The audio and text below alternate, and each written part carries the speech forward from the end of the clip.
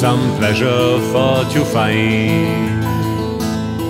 Where I espied a dancer most pleasuring to my mind.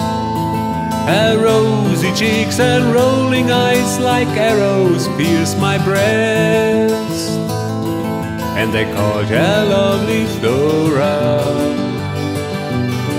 the lily of the West. I courted lovely Flora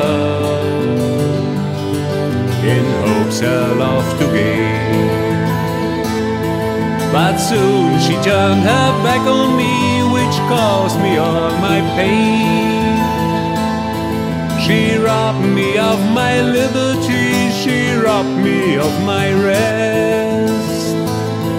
I roam forsaken by Flora, the lily of the West. One day as I was walking down by a shady grove,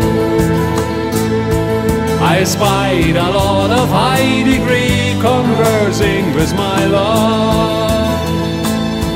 She sang a song delightful while I was sore oppressed, saying bid adieu to Flora,